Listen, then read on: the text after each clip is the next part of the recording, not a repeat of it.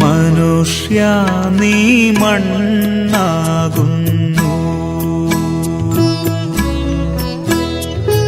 മണ്ണിലേക്കു മടങ്ങും നൂനം. അനുതാപ കണ്ണുനീർ വീഴ്ത്തി പാപ പരിഹാരം ചെയ്തു കൊള്ളുക നീ. ഈശോയിൽ സ്നേഹമുള്ള എൻ്റെ സഹോദരി സഹോദരന്മാരെ,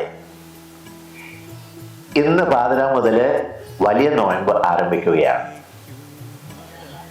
കർത്താവ് യേശു മിശിഹായുടെ പീഡാസഹനത്തെ കുറിച്ച് ധ്യാനിക്കുവാൻ, നമ്മുടെ പാപങ്ങൾക്ക് പരിഹാരമായിട്ടാണ് ഈശോ സഹിച്ചത് എന്നുള്ള ഓർമ്മയിൽ ഈശോയുടെ സ്നേഹത്തിൽ വർദ്ധിപ്പിക്കാനുള്ള ഒരു കാലമാണ് ഈ നോമ്പുകാലം. നമ്മുടെ ആത്മവിശുദ്ധീകരണത്തിന് വേണ്ടിയിട്ടുള്ളതാണ്. വിവിധ തരത്തിലുള്ള പ്രലോഭനങ്ങള്, പാപങ്ങള്, തിന്മകൾ നിറഞ്ഞ ലോകത്ത് ജീവിക്കുമ്പോൾ അതിൽ നിന്ന് മോചനം നേടി ഈശോയ്ക്ക് ഇഷ്ടമുള്ള പഴകുപോലെ തിളങ്ങുന്ന ആത്മാക്കളുള്ളവരായി തീരാൻ വേണ്ടിയിട്ടുള്ള ആഗ്രഹം ഈശോയ്ക്കുണ്ട്. എല്ലാവരും വിശുദ്ധരാകണമെന്ന് പറഞ്ഞു. അതിനു വേണ്ടിയിട്ടുള്ള തീവ്രമായ പ്രാർത്ഥനയ്ക്കും പ്രായശ്ചിത്തത്തിനും ദാനധർമ്മത്തിനുമുള്ള കാലമാണ് ഈ നോമ്പുകാലം. നമ്മുടെ രൂപതയിൽ നന്നായിട്ട് നോമ്പ് ആചരിക്കുന്ന പാരമ്പര്യം നമുക്കുണ്ട്. അത് ഈ വർഷം നമ്മൾ തുടരണം. നിങ്ങൾക്ക് ഞാനൊരു ഇടലേഖനം അയച്ചിട്ടുണ്ടായിരുന്നു, നിങ്ങൾ ധ്യാനിക്കുമെന്ന് ഞാൻ വിചാരിക്കുന്നു. ഈ നോമ്പ് കാലത്ത് ഈശോയുടെ പീഡാസഹനത്തെക്കുറിച്ച് ധ്യാനിക്കാൻ സഹായിക്കുന്ന കുരിശിൻ്റെ വഴി, അതുപോലെ തന്നെ വേദപുസ്തക വായന ഒക്കെ നമ്മൾ ചെയ്യണം.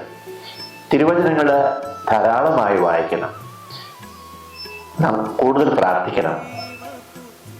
വിശുദ്ധ കുർബാനയിൽ ഭക്തിയോടെ സാധിക്കുന്നവരെല്ലാ ദിവസവും പങ്കെടുക്കണം, വിശുദ്ധ കുർബാന സ്വീകരിക്കണം.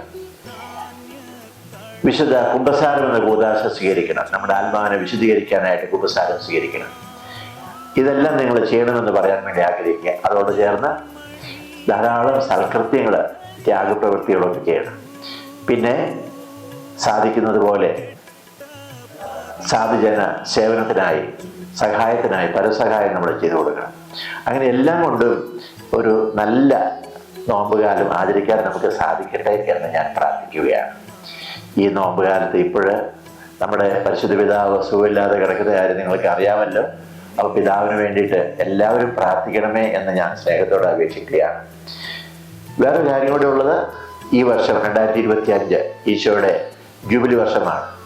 ഈശോ ജനിച്ചിട്ട് 2025 വർഷം പൂർത്തിയാകുന്ന നാളിൽ ഈ സമയത്ത് പ്രത്യേകിച്ച് ഈശോയുടെ പീഡാനുഭവത്തെക്കുറിച്ച് ഓർത്ത് ദൈവപിതാവ് ഈശോയിലൂടെ നമുക്ക് വേണ്ടി ചെയ്ത സ്നേഹത്തെ ഓർത്ത് ധ്യാനിക്കാനുള്ള നല്ല ദിവസമാണ്. അങ്ങനെ നല്ല ഫലപ്രദമായ നോമ്പ് ആചരിച്ച് ഈസ്റ്റർ വളരെ സന്തോഷത്തോടുകൂടി വിശുദ്ധിയോടുകൂടി ആചരിക്കാൻ നിങ്ങൾക്ക് എല്ലാവർക്കും സാധിക്കട്ടെ എന്ന് പ്രാർത്ഥിക്കുന്നു. ഞാൻ നിങ്ങൾക്ക് വേണ്ടി പ്രാർത്ഥിക്കുന്നുണ്ട്. എനിക്ക് വേണ്ടി പ്രാർത്ഥിക്കാൻ മറക്കരുത്.